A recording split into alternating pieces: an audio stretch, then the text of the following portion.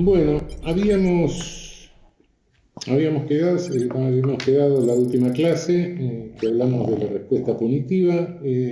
Teníamos que seguir con libertad condicional. La libertad condicional es un beneficio, por así llamarlo, que existe en nuestro Código Penal, original desde la versión original, en el artículo 13 del Código Penal.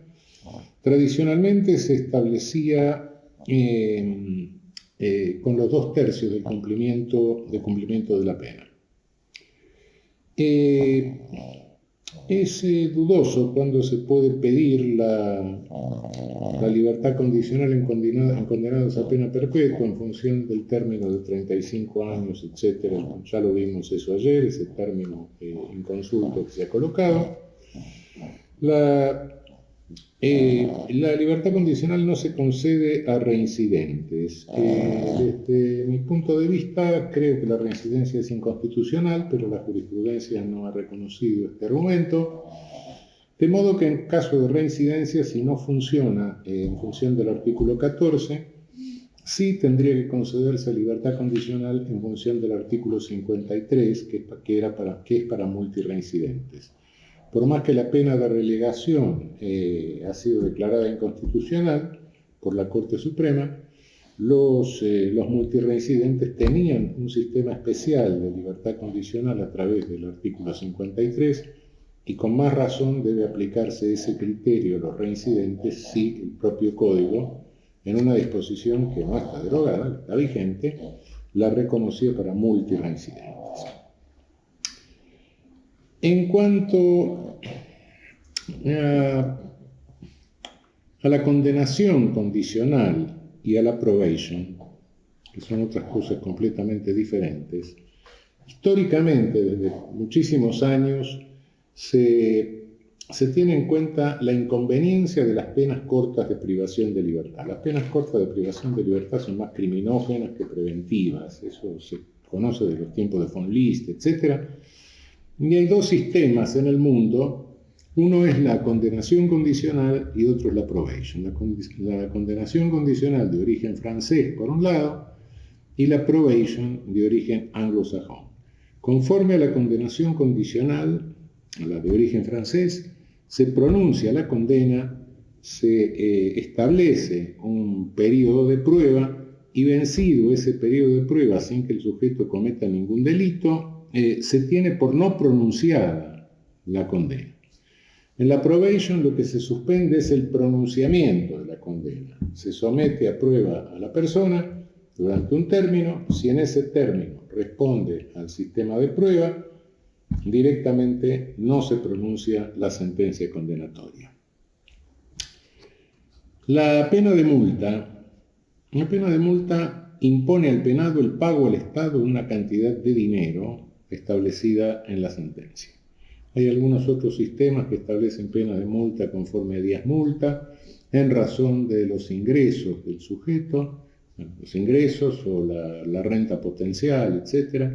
Nuestro Código Penal vigente no establece este sistema, sino que establece un sistema de cantidades fijas. La cantidad fija la establece el tribunal y, bueno, se rigen, como vamos a ver luego, las mismas reglas del artículo 41 para la cuantificación de la pena de prisión entre el mínimo y el máximo, pero además en este caso, por imperio de la propia ley, se tiene que tener en cuenta la condición económica de la persona, en función de lo que dispone el artículo 21 del Código Penal. La pena de multa puede ponerse como pena única, puede ponerse como pena conjunta, puede ponerse como pena alternativa, está prevista de distintas maneras en el Código Penal, y el artículo 22 bis del Código Penal dice que se puede imponer cada vez que hay una imposición facultativa del tribunal en toda condena por delito en que haya habido ánimo de lucro. Si el penado no paga la multa, se le ejecutan bienes hasta cubrir la multa. Y si fuera imposible el cobro, dice la ley, se le convierte en pena privativa de libertad. Realmente no mayor de 1 año y medio. Realmente En la práctica, cuando no paga la multa se le convierte sin ejecutar los bienes del sujeto, lo cual es una práctica bastante viciosa. El código establece que antes de convertírsela en pena privativa de libertad, menor a 1 año y medio, hay que ejecutarle los bienes a la persona. Ahora, si la persona no tiene bienes, la multa no puede ejecutarse. Es decir, de lo contrario sería que alguien vaya preso por no tener bienes en su patrimonio, ¿no? Sería imposible exigirle a alguien que cumpliera lo que no puede cumplir, lo imposible. Creo que en función del artículo 7, numeral 7 de la Convención Americana, convertirle en prisión una pena de multa a quien no tiene bienes para pagar la multa resultaría contrario, sería violatorio del control de convencionalidad y en nuestro caso de constitucionalidad, porque la Convención Americana está incorporada a la Constitución. La pena de inhabilitación hace perder durante el tiempo que dure la inhabilitación uno o más derechos del penado, y en nuestra ley penal puede ser absoluta o puede ser especial. La inhabilitación absoluta priva de los derechos que, fíjense ustedes, son los que enumera el artículo 19 del Código Penal. Hay una disposición del artículo 19 que es inconstitucional, que es la que le hacía perder todo beneficio previsional. Los beneficios previsionales son parte del patrimonio, y eso de hacer perder el beneficio previsional que se ha pagado, que el sujeto lo ha pagado a lo largo de su vida, es una pena de carácter confiscatorio. Pena de carácter confiscatorio que, conforme al artículo 17 de nuestra Constitución, están prohibidas. En realidad, hacerle perder el derecho previsional es un viejo resabio de la muerte civil. La inhabilitación absoluta puede imponerse también como pena principal en algunos casos. Conforme al artículo 12 del Código Penal, dura durante el tiempo de la condena, aunque el tribunal la puede extender 3 años más. La inhabilitación especial siempre se impone como pena principal, no es una pena accesoria, es una pena principal. Aunque se la prevé en forma conjunta, se la puede prever en forma conjunta, muchas veces, casi siempre está previsto en forma conjunta, requiere una determinación judicial precisa en la sentencia respecto de la actividad para la cual se inhabilita a la persona, y el artículo 20 del Código Penal también autoriza que se la pueda agregar a alguna sentencia condenatoria, aunque no esté especialmente prevista. La inhabilitación puede ser temporal o perpetua, pero incluso la perpetua tampoco es perpetua. Es decir, la temporal se puede, con la mitad del cumplimiento, es decir, a los 5 años se puede levantar, y la perpetua a los 10 años. De modo que tampoco esta es una inhabilitación perpetua. Hay en nuestra legislación vigente, en la Constitución, no en el Código Penal, una inhabilitación perpetua que ha devenido obsoleta, ha devenido una cláusula constitucional obsoleta, que es la que puede imponer en el juicio político el Senado de la Nación a las personas que son sometidas a juicio político. Según el texto de la Constitución, esta sanción que impone el Senado no sería revisable.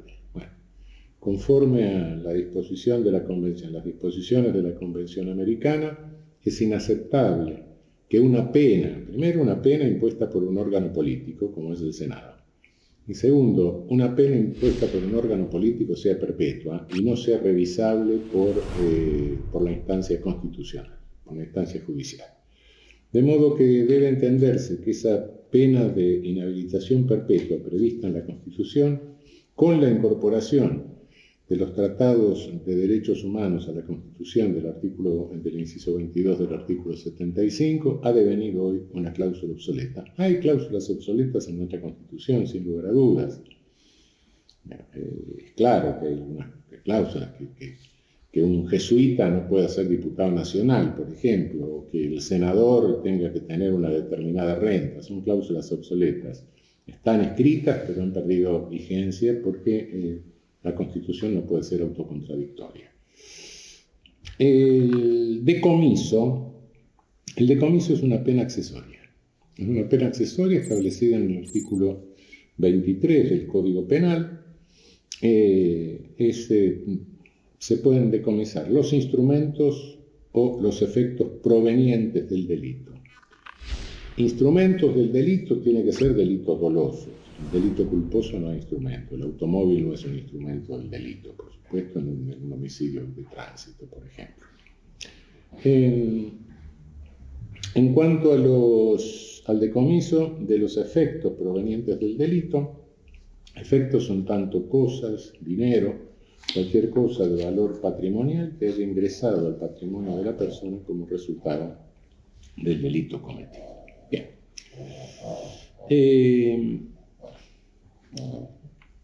Cabe aclarar que nuestro código contiene disposiciones en artículos 29 a 33 del Código Penal referidas a la reparación civil. Estas disposiciones, por más que estén en el Código Penal, no le hacen perder a la reparación civil su naturaleza civil. Es decir, no se trata entre nosotros, la reparación civil no es una pena. Hay algunos códigos que establecen el concepto de reparación civil como pena, siguiendo un viejo criterio de los positivistas, etc. En nuestra legislación vigente, la legislación civil conserva el carácter civil por más que estén estas disposiciones establecidas en el Código Penal. Bien, ¿cómo se individualiza la pena? El sistema de penas fijas, sistema de penas fijas retributivas con tabulaciones de agravantes, tabulaciones de atenuantes, con cálculo de cuántas agravantes hay, cuántas atenuantes hay, etc. Es un sistema obsoleto que afortunadamente nuestro código no tiene. Nuestro código tiene una fórmula sintética en el artículo 41 que establece cómo se debe establecer la cuantificación de la pena en cada caso particular.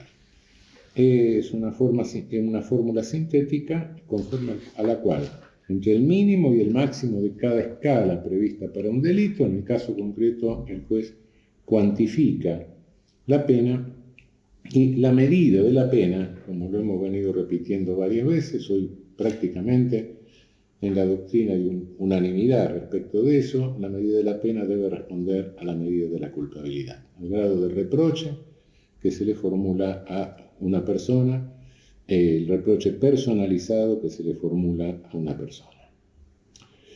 Cuidado, esto no significa, si uno lee el artículo 41 está la extensión del daño y después los motivos, etc.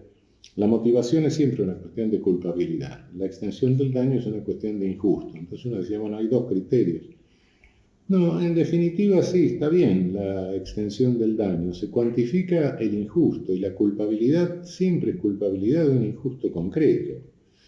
Es decir, cuando estamos hablando de exigibilidad, la exigibilidad está en razón del injusto, como les decía, cuando tratamos de la culpabilidad, ¿no? Por la lluvia no puedo venir a la clase, pero por la lluvia no puedo dejar de ir al registro civil el día que tenía fijado para el matrimonio.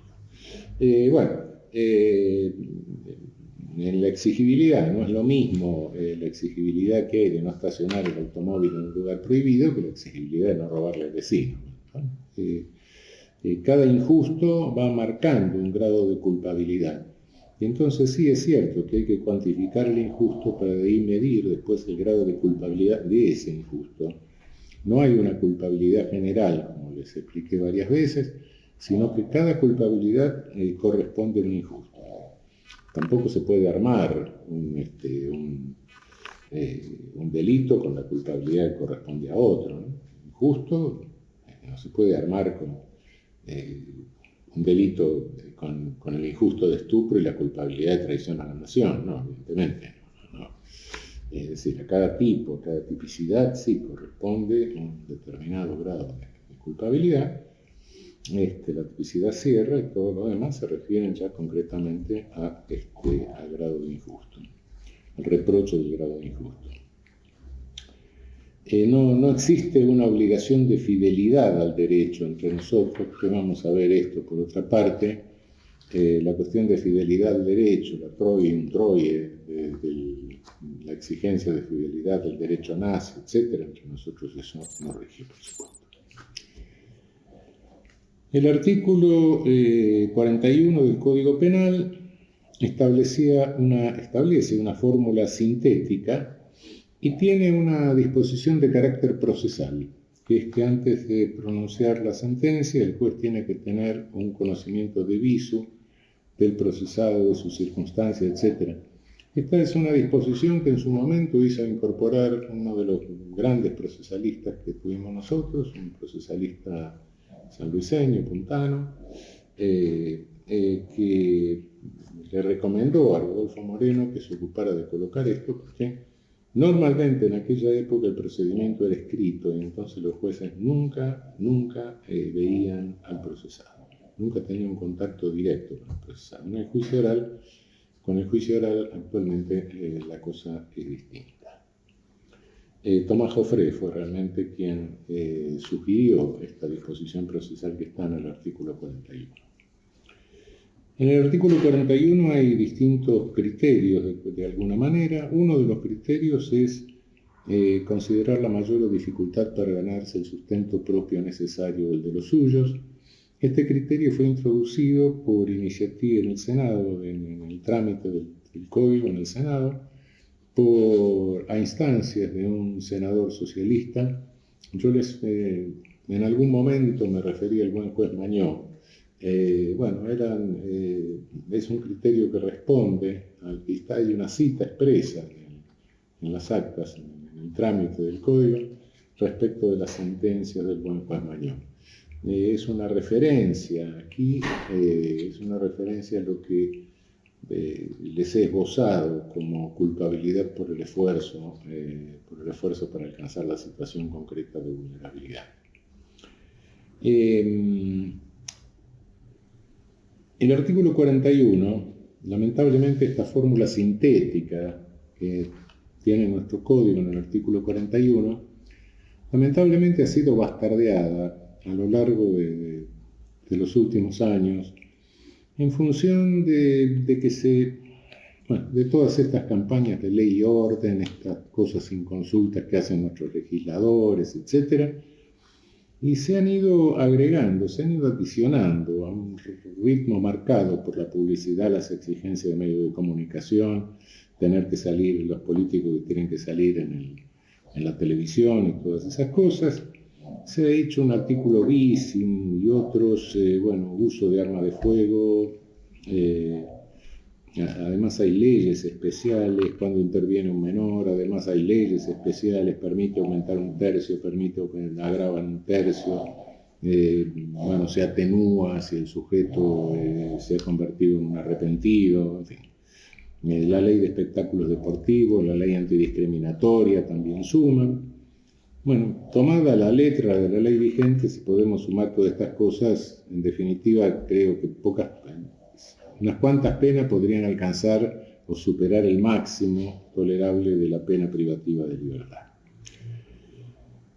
Cabe aclarar que en nuestro código hay un problema con los mínimos de las escalas penales, porque los mínimos, yo esto creo que se los dije, pero se los repito, los mínimos originariamente establecidos en el Código de Moreno en 1921 eran mínimos bajos.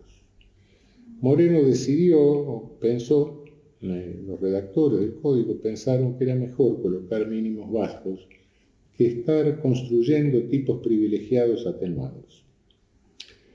Debido a eso, en nuestro Código Penal casi no hay tipos privilegiados atenuados. Esta técnica del código, con la incuria de los reformistas, de las reformas que se hacen parciales, de los parches que se meten, etc., se dejó de lado y entonces se han aumentado muchas veces mínimos sin prever tipicidades privilegiadas. Esto trae como consecuencia que algunas veces se imponen penas respetando mínimos que exceden el grado de culpabilidad. Ese es el grave problema. Entre los criterios que señala en el artículo 41 del Código Penal está el que le refería la miseria, la dificultad para ganarse el sustento, que es una referencia a la culpabilidad por la vulnerabilidad, la personalidad de la gente, la edad, la educación, dice, los antecedentes y condiciones personales son una clara referencia al estatus social de la persona. Entre otras cosas, el artículo 41 contiene una referencia a la peligrosidad. Esta referencia a la peligrosidad se introdujo porque un profesor de Derecho Penal fue al Senado, impresionó a Joaquín B. González y se les ocurrió poner la peligrosidad en el artículo 41 del Código Penal. Naturalmente, hoy no se puede sostener la peligrosidad con el mismo criterio positivista, racista, de reduccionismo biologista, la peligrosidad policial, en el mismo sentido que la sostenía el positivismo hace 100 años. En consecuencia, incluso la jurisprudencia de la Corte Interamericana de Derechos Humanos hace ya más de una década, en el caso Fermín Ramírez, dejó claramente establecido que la peligrosidad no puede ser un criterio para la cuantificación de la pena.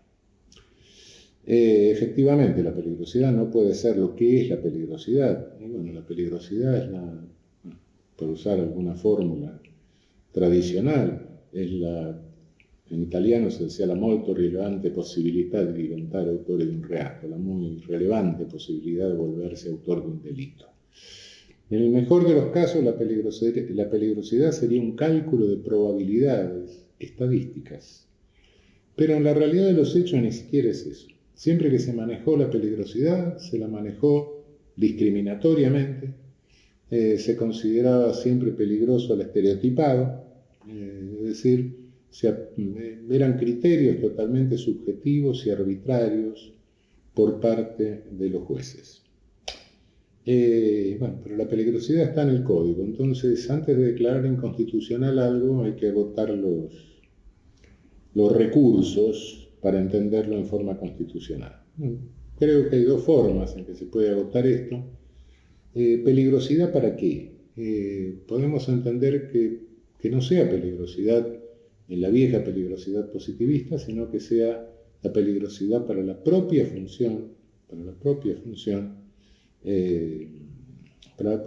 de contención o de control jurídico, de contención del poder punitivo del derecho penal. Es decir, hay determinadas conductas que al imponer la pena se tiene que tener en cuenta que esto no desacredite, no haga perder confianza a la población en la función reductora, contentora del derecho penal.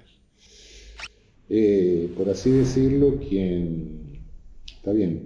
a quien hunde el barco, a quien agujerea el casco del barco, no se lo debe dejar ahogar, pero hay que salvar a todos los demás, a los tripulantes, primero a las mujeres y los niños, después los hombres, después los tripulantes, y finalmente también a los que hundieron el barco.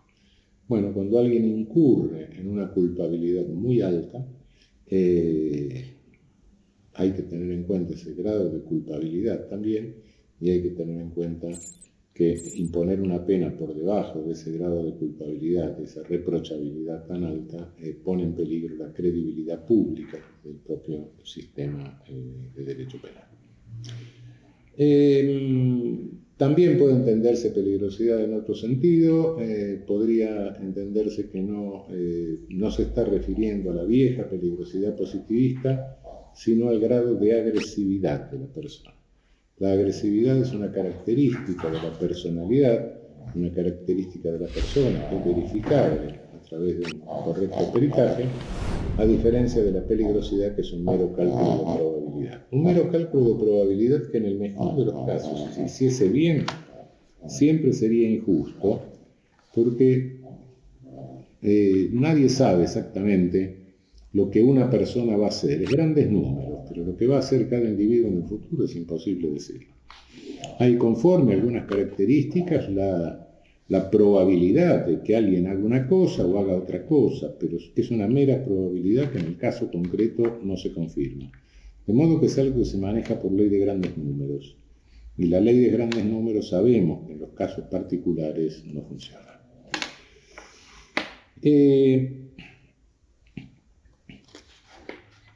Cuando se plantea el problema de los mínimos de las escalas penales, los mínimos son obligatorios en principio para los jueces, pero algo está en la ley. No son meramente indicativos, son obligatorios.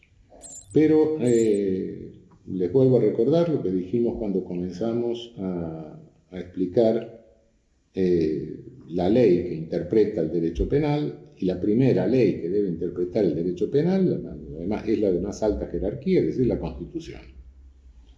Por debajo de la Constitución viene el Código Penal, pero la Constitución está por encima del Código Penal. No nos olvidemos nunca de eso.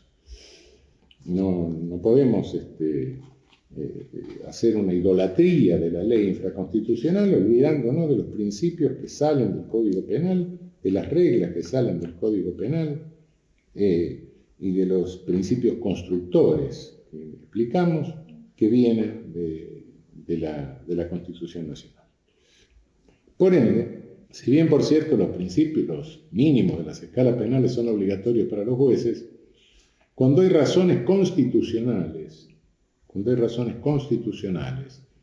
que imponen que la pena se fije por debajo del mínimo o que no haya pena, estas razones deben predominar en cualquier caso sobre la ley infraconstitucional. Son razones que emergen de la Constitución, de la ley de superior jerarquía. En consecuencia, la ley infraconstitucional, el Código Penal, no puede estar violando, no puede tener una disposición que no resista en el caso concreto, en la forma en que se aplica en el caso concreto, no resista el control de constitucionalidad.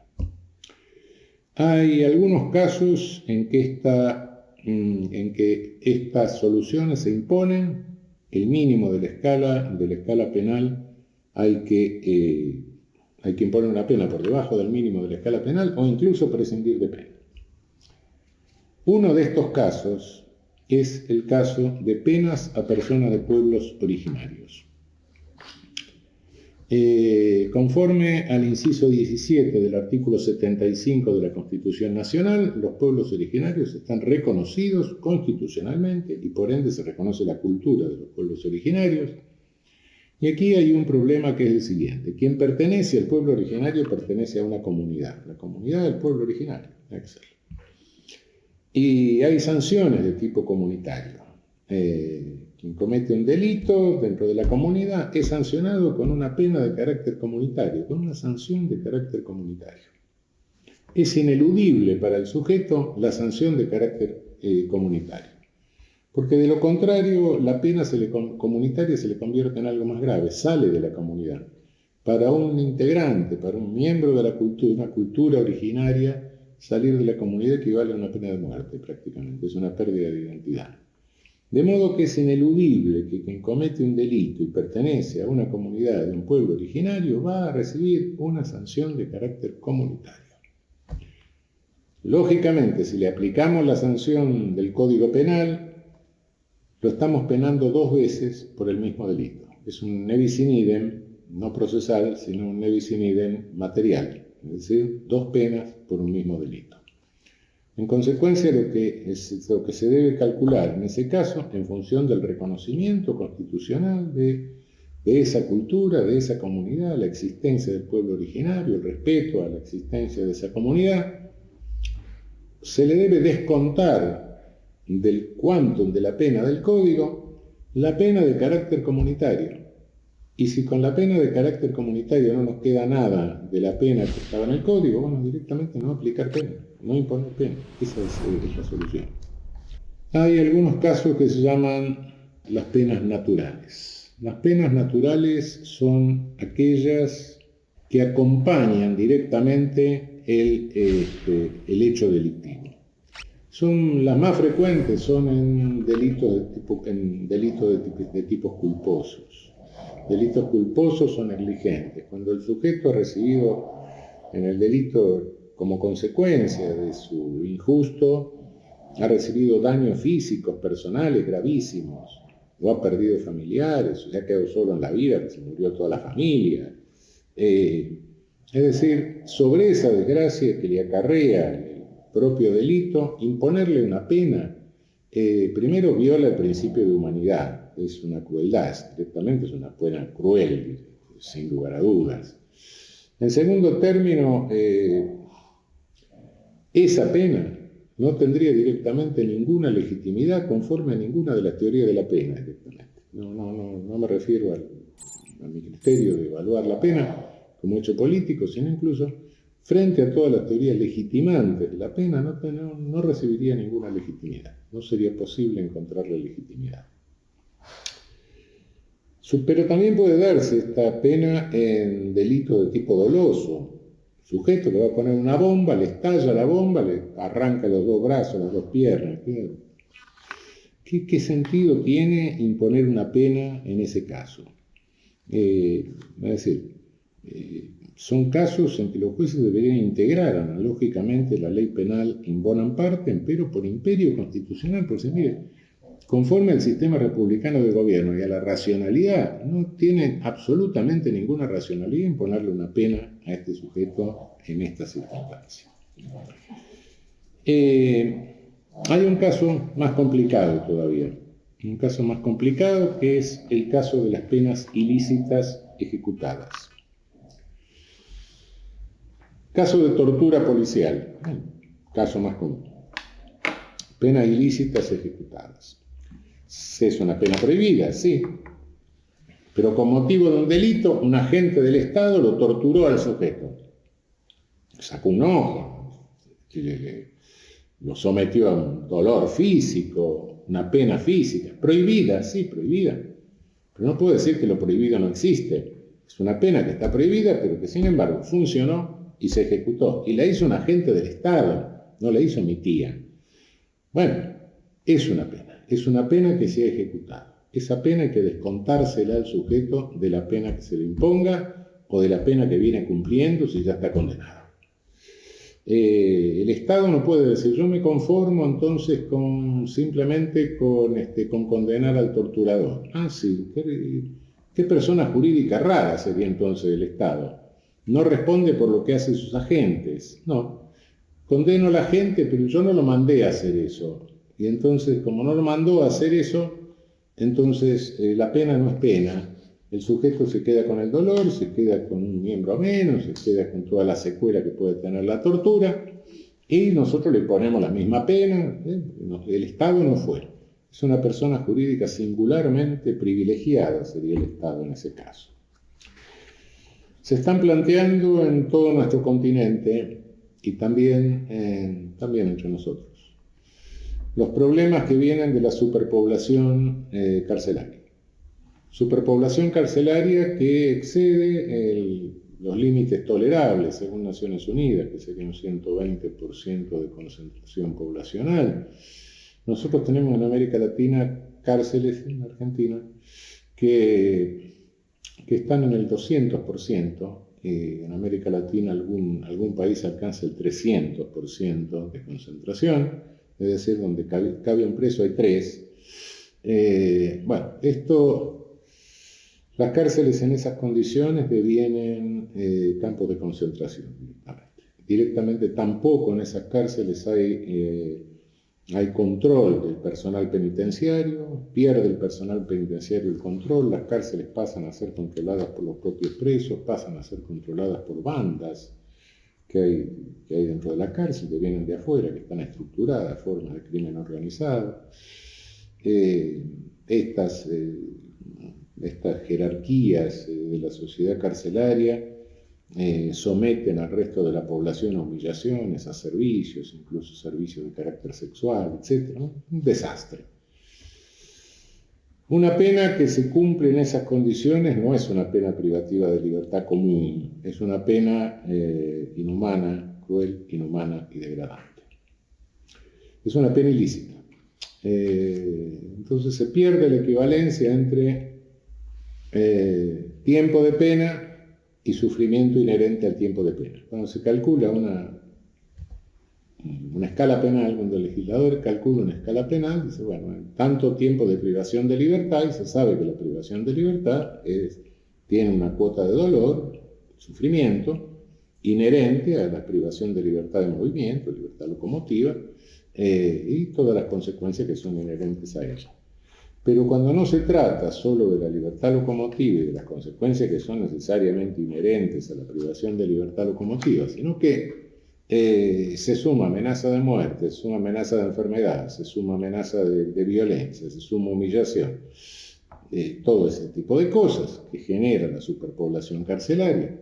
Ahí nos estamos encontrando y la jurisprudencia internacional en algún momento ha dicho que en esas condiciones el cumplimiento de pena es una tortura. ¿Qué es lo que tienen que hacer los jueces? Y bueno, volver al principio de proporcionalidad. Es decir, si está calculado este tiempo con este grado de sufrimiento, pero ahora tengo el doble de sufrimiento y tengo que acortar a la mitad el tiempo, no hay nada que hacerlo. Eso es volver al principio de proporcionalidad.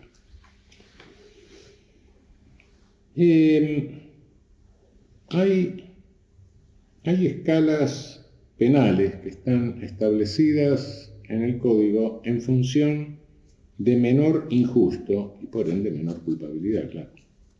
Una de ellas, como vimos, es el exceso culpable del artículo 35 del Código Penal, que lo vimos, ya hemos hablado de esto. Otra es la escala reducida de la tentativa, en el artículo 43, que para la prisión temporal se le reduce de 1/3 a la mitad. Hay que calcular cuál es el tiempo de pena que hubiese tenido, estamos hablando de pena de prisión, ¿no? El tiempo de pena que hubiese tenido el sujeto en caso de consumar el delito, y de ese tiempo de pena se le reduce en 1/3 hasta la mitad menos. Análoga es la reducción de pena en el caso del cómplice secundario. Puede darse que coincida una complicidad secundaria con una tentativa, en cuyo caso corresponde combinar las dos escalas reducidas, ¿no? Hay una reducción que ya me referí de cualquier manera, pero que le refiero ahora, una escala reducida por menor culpabilidad, que es la del artículo 81, inciso primero, la de la emoción violenta. Bueno, estas son las escalas reducidas por menor injusto, que es la tentativa, la complicidad secundaria, y en cuanto a escala reducida por menor culpabilidad tenemos la del artículo 81. Vamos a ver lo que se deriva del principio de unidad de la punición. ¿Qué entendemos por unidad de la punición?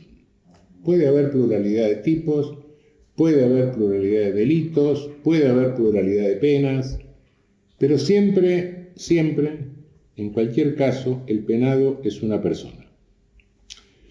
Y en cualquiera de estos casos debe llegarse a una única respuesta penal. No pueden multiplicarse las respuestas penales. Siempre hay que llegar a una única respuesta penal, que el principio de unidad de punición. En el concurso ideal ya vimos que conforme al artículo 54, cuando distintos tipos coinciden en una misma conducta, se aplica la pena más grave. La pena más grave, siempre que hay previsto una pena de prisión, es la pena de prisión, y y si hay dos penas de prisión, será la pena de prisión mayor. En el concurso real hay un problema que es verdaderamente serio. Realmente la pena fijada para el concurso real, no solo la que está ahora con esta locura de los 50 años que pusieron, etcétera, con la ley Bloomberg y todas estas cosas, sino que incluso en la vieja redacción del código, pensando que el máximo de la pena temporal hubiese sido de 25 años de todas formas, esa escala penal es inconstitucional. ¿Y por qué es inconstitucional? Bueno, las penas nuestras son penas flexibles, hay mínimos y máximos de las escalas penales, sí, pero mínimo y máximo de las escalas penales con cierto límite. Mínimo y máximo de las escalas penales no puede ser decirle al juez, ponga usted entre un día y 50 años. Eso es absurdo, eso no es una escala penal, eso es decirle haga lo que quiera. Lamentablemente, la fórmula del artículo 55 siempre fue de nuestro Código Penal, siempre fue inconstitucional. Piensen ustedes, incluso cuando tenía 25 años, que 13 hurtos simples tenían una pena de 1 mes a 25 años. Y ahora peor, resulta que, no sé, 20 hurtos, 25 hurtos, una mechera de tienda que todos los días va y se lleva, un día se lleva un sutién, otro día se lleva una bombacha, otro día se lleva un calzoncillo. 25 hechos de esa naturaleza darían una escala penal que está entre 1 mes y 50 años. Bueno, directamente esto es inaceptable. Es interesante pensar que, porque es un caso único hay una escala penal que es inconstitucional porque viola el principio de legalidad, pero no la podemos declarar inconstitucional porque si la declarásemos inconstitucional hay que sumar todas las penas y el derecho penal entraría en ridículo, que pasa con algunos códigos en donde se establecen penas de miles de años que exceden la vida del sujeto con creces, etc. Entonces hay que encontrarle alguna vuelta dentro del código. Y la única vuelta que se le encuentra, que es la vuelta racional, a mi juicio, es la que está en los antecedentes del código. Esta disposición del Código Penal y la regulación de la pena del concurso real proviene en nuestra legislación del Código Zanardelli, del Código Italiano de 1888, y también del Código Moderman, el Código Holandés de 1881. En el proceso de elaboración, el legislador nuestro consideró que se comió un límite que estaba en el Código Moderman. Un límite bastante significativo. Decía igual que el nuestro, la suma de los máximos que no puede exceder el máximo de la pena de que se trate, pero tampoco puede exceder de 1/3 de la pena más grave. ¿Qué significaba esto? Si tenemos 2 delitos graves, sí, realmente se puede llegar al máximo, pero nunca los delitos leves pueden llegar al máximo en la forma en que nos referimos hace un momento, de los 25 hurtos simples. Sería 1/3 del máximo del hurto simple, pero ahora si tenemos 2 homicidios, sí, claro, ahí sí podríamos llegar, por supuesto. Es decir, evita de esta manera que la suma de delitos leves llegue a una pena que sea totalmente desproporcionada. Nuestra jurisprudencia no se ha pronunciado, pero realmente creo que apelar a ese antecedente histórico y decir que, de alguna manera está íncito en nuestro código, porque el legislador no tuvo por objeto pretender que 25 hurtos simples se conviertan en una pena de 50 años, 12 o 13 hurtos simples de 25 años. No. Nunca pudo pensar nuestro legislador eso, entonces se podría decir que está íncito, que este antecedente claro que está en la elaboración de nuestro código, proveniente del Código Moderman, puede servir para establecer una regla racional. Habría otra forma, que es declararla inconstitucional y entender que mientras se cumple la pena más grave, las otras penas se van prescribiendo. Pero es una interpretación mucho más forzada, me parece. Prefiero la anterior, prefiero recuperar el límite racional que establecía en su momento el Código Holandés. Algo distinto a la pena hay un problema que plantea el concurso real, que es la unificación de condenas. Unificación de condenas no es lo mismo que unificación que la pena del concurso real. Los delitos que se cometen en concurso real, sí, tendrían que ser todos juzgados en una misma sentencia.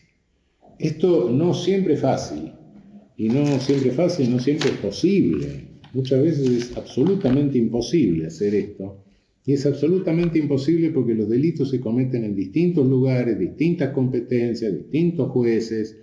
Entonces es condenado el sujeto en 3 delitos, tiene 3 sentencias condenatorias. ¿Qué hacemos?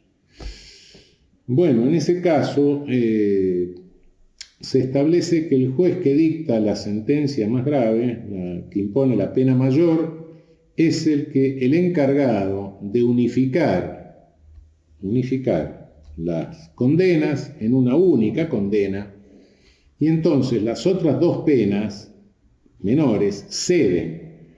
Lo único que no puede alterar el juez que unifica las condenas, la unificación de condenas, lo único que no puede alterar es el establecimiento de los hechos. Pero las penas que impusieron los otros 2 jueces desaparecen. Y entonces él unifica la pena que impuso él con la condena. En una única condena unifica la pena que puso él con las penas de los otros 2 jueces, aplicando la regla del concurso real. Esto se hace a pedido de parte, no se puede hacer de oficio. Ahora bien, puede suceder, que quien esté cumpliendo una pena cometa un delito. Lo puede cometer dentro de la cárcel. Entonces, ¿qué es lo que se unifica? Ahí no se unifican condenas, se unifican penas, que es otra cosa. Se unifica la pena que se le impone por el nuevo delito con la pena, con lo que le falta cumplir de la pena anterior. No con la pena anterior, sino con lo que le falta cumplir de la pena anterior. No se puede unificar con la pena, con el total de la pena anterior, porque entonces habría delitos impunes. Alguien que esté condenado a 25 años por un homicidio y comete otro homicidio en la cárcel, no se le podría unificar 25 años con 25 años, no. Entonces, ¿qué se hace? Bueno, como tiene ya el máximo de la pena que corresponde al delito, bueno, ese segundo homicidio sería gratuito. No es así, sino que se le unifica lo que queda de la primera, de cumplimiento, lo que le resta por cumplir de la primera pena con la pena que se le impone por el segundo delito, conforme a las reglas del concurso real, por supuesto. Bien, nuestra legislación positiva señala en el artículo 41 que se tomarán en cuenta las reincidencias en que hubiese incurrido. Vimos que el artículo 14 establece que la reincidencia, que el reincidente no puede obtener la libertad condicional.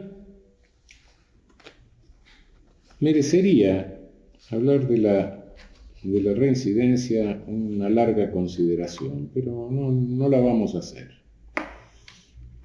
La reincidencia es inconstitucional por una clarísima razón que siempre ha sido considerada inconstitucional desde el siglo XIX, aunque nadie pudo responder los argumentos que vienen del siglo XIX.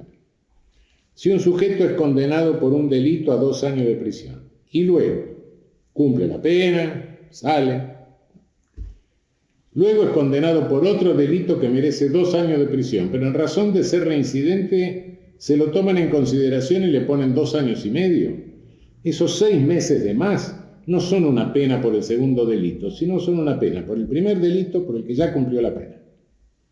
Este argumento de que la reincidencia implica un nebis in idem, una doble punición por un delito por el que ya fue condenado y cumplió la pena.